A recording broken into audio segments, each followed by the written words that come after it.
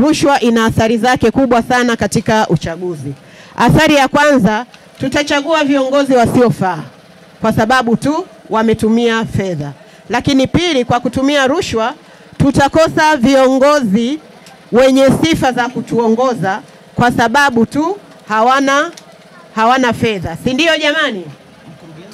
Kwa hiyo tutapata viongozi ambao wametumia rushwa, lakini pia tutakwamisha maendeleo. Kwa sababu tunapochagua viongozi tunategemea kwamba tunachagua viongozi watakao watuletea maendeleo. Kiongozi mla rushwa hata siku moja hawezi kutuletea maendeleo. Pate viongozi ambao hawafai na madhara yake ni makubwa sana. Rushwa itadhoofisha maendeleo kwa sababu utakuwa umechagua kiongozi ambaye hata kufaa. Kwa hiyo sio rahisi kukutetea. Kiongozi ni mwakilishi wako wewe.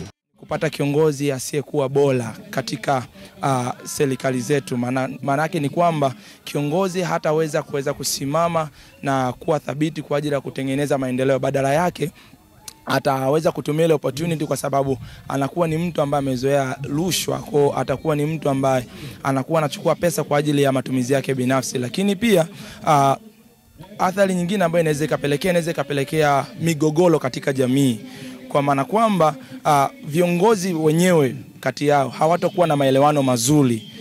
Athari za rushwa katika uchaguzi inaweza ikatokea migogoro baina ya wanajamii. Hii itatokea pale ambapo wanajamii wakiwa katika uchaguzi huo wataona baadhi ya viongozi wanajiingiza katika vitendo vya rushwa, na pia na wenyewe wao kwa wenyewe wataingia katika migogoro hiyo. Mimi bana naitwa Hamadi Saidi Alfani, ni mwenyekiti wa mtaa huu wa Mhunze hapa Kishapu. Athari za rushwa mimi ninavyoziona ni kama kupewa vile zawadi au wakati mwingine kukusanywa na kuwekwa sehemu moja. Hii ndio rushwa, lakini hii sasa tunatakiwa tuitokomeze na tuiondoe kabisa. Tuchague kiongozi aliye bora.